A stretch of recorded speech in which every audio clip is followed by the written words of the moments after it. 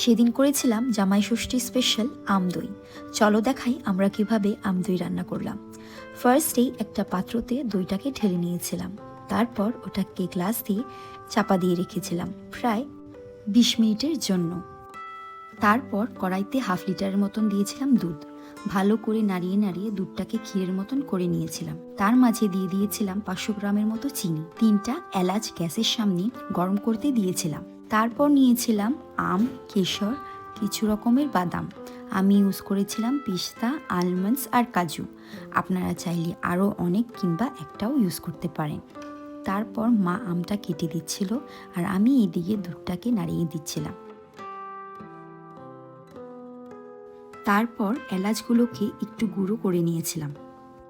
তারপর দুধে এলাচ গুঁড়োটা দিয়ে দিয়েছিলাম।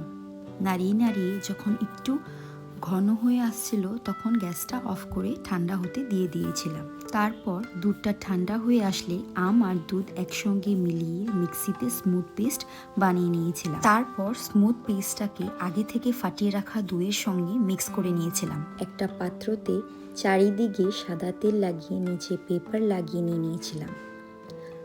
তারপর পুরো মিক্সচারটা ঢেলে ওটাকে সেট করে কড়াইতে জল দিয়ে দিয়েছিলাম। জলটা একটু গরম হয়ে আসলে পাত্রটা বসিয়ে দিয়েছিলাম প্রায় আধা ঘন্টার মতো। তারপর ওটাকে ঠান্ডা হয়ে আসলে ফ্রিজে রেখে দিয়েছিলাম সারা রাত্রের জন্য। পরের দিন সকালে পাত্রটাকে উল্টে একটা প্লেটে সার্ভ করেছিলাম। লাস্টে উপর থেকে দিয়ে দিয়েছিলাম আগে থেকে কেটে রাখা বাদামগুলো আর কটা কেশর। খুব টেস্টি হয়েছিল। ভালো লাগলে অবশ্যই বানিয়ে খাবেন। থ্যাংক ইউ আমার ভিডিওটাকে শেষ পর্যন্ত দেখার জন্য।